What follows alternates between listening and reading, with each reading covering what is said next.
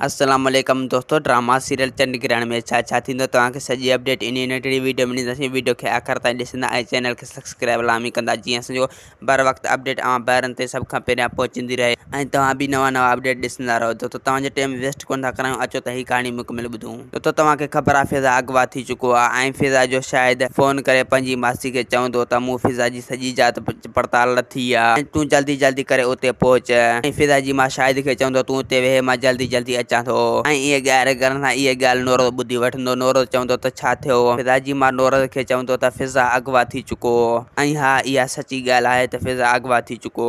ऐं ॿिए पासे वारस सुहिणी सां मिलण वेंदो त हू बहानो कंदो यूसुफ ॾे। यूसुफ खे चवंदो त कमदार खे अलाए केरु धकु हणी वियो ऐं रेस ऐं कमदार जो सॼो शक तो में आहे। हुन तुंहिंजे मथां FIR बि दाख़िल कराए छॾी, मथे FIR दाख़िल कटराए छॾी।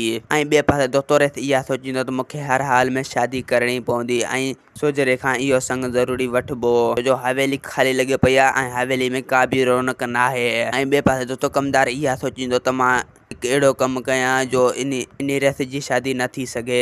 ऐं ॿिए पासे दोस्तो यूसुफ वञी कमदार सां मिलंदो। कमदार खे चवंदो त मूं तोखे केॾी महिल ॾंडा हया आहिनि जो तो मुंहिंजे मथां FIR दाख़िल कराए छॾी ऐं तूं रेस खे इहो बि चई छॾियो त मूंखे यूसुफ धकु हया आहिनि। दोस्तो असांखे ॾींदा हाणे इजाज़त, वरी तव्हां सां मिलंदासीं ईंदड़ वीडियो में। जेसीं ताईं पंहिंजो ख़्यालु रखंदा। ख़ुदा हाफ़िज़।